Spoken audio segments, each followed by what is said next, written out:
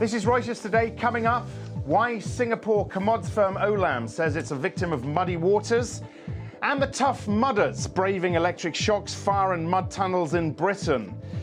We start, though, in France, where Moody's has stripped Europe's #2 economy of its prized AAA credit rating, citing an uncertain fiscal outlook and deteriorating economy. Moody's says it's keeping a negative outlook on France because of structural challenges and a sustained loss of competitiveness. Although widely expected, the move is still a blow to President François Hollande as he strives to convince the world he can fix the French economy. Finance Minister Pierre Moscovici has told Reuters it's a motivation for reform, but noted France's debt is enjoying record yields despite the same downgrade by S&P back in January. Eurozone finance ministers meeting in Brussels today. They're likely to approve the next tranche of loans to Greece, but the money unlikely to be paid out until after the next Eurogroup meeting, December 3rd. Let's get to Brenda Kelly, market analyst at IG. Morning to you, Brenda. We had the Finnish finance minister saying, look, aid approval is not certain to Greece, but they're going to get their cash, right?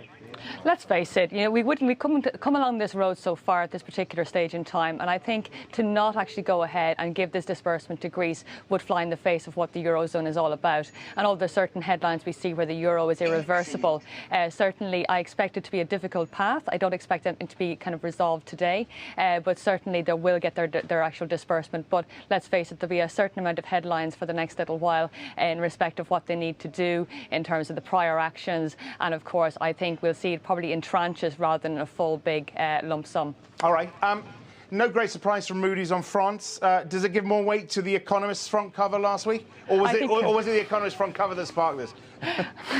It could be a little bit from column A and a little bit from column B, to be honest with you. I think in some ways we've seen the S&P downgrade them about 10 months ago, so it was pretty much priced in. And certainly the fact that we're seeing them still on negative outlook from Moody's, it remains to be seen whether or not Fitch will join the party and do something similar. What I do think is kind of concerning is that it might trickle down to the banks, given that the sovereign rating is at question at the moment. So we might see some higher borrowing costs for the French banks.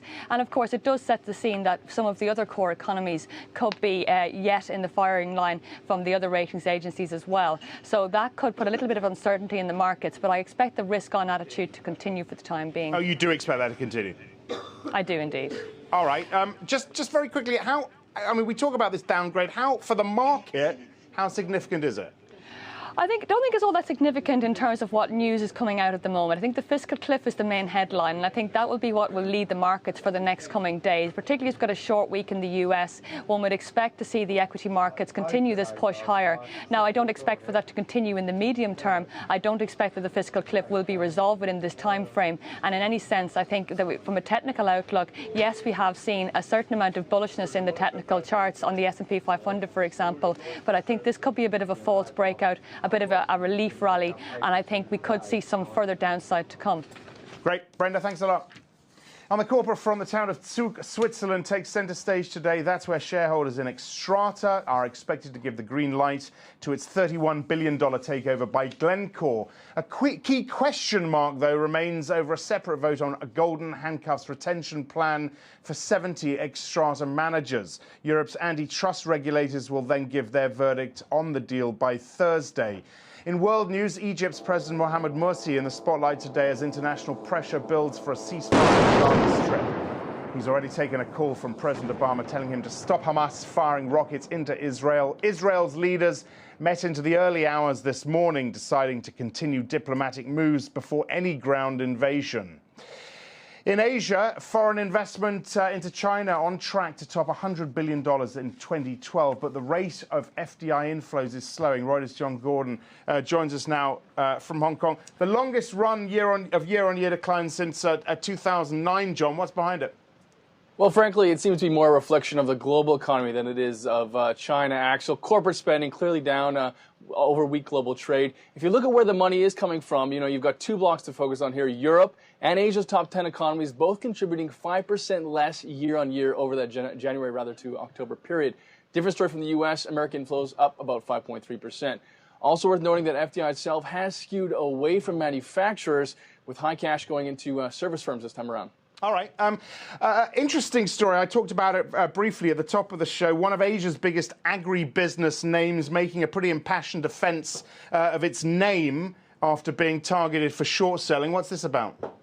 Yeah, Muddy Waters at it again. At the heart of this allegation, Olam, Muddy Waters is saying, has been improperly booking profits on transactions that haven't fully cleared. Now, the one example that was given would be cotton accounts, where we've seen deals inked facing stronger counterparty risk than we might have assumed when they were originally put on the books. So you've got huge price swings in that commodity the last 2 years, and you've had a lot of people not fulfilling those contracts. And what kind of provisions have they made for bad trades?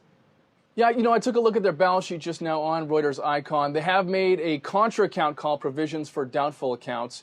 Let's bring up the chart for that. 31 million Singapore dollars this year. Now, without passing judgment here, I'd say it's clearly a tiny fraction of the firm's overall trade receivables, that yellow line there. So something like this could make investors very nervous if we did see an uptick in broken contracts. Now, there's something else Muddy Waters flagged, the ramp up in debt issuance this year by the firm. This second chart here shows just how much debt they've taken on.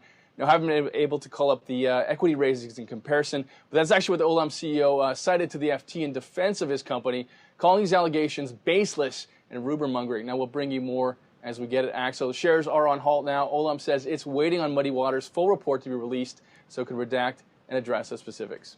Okay, very good. John, many thanks.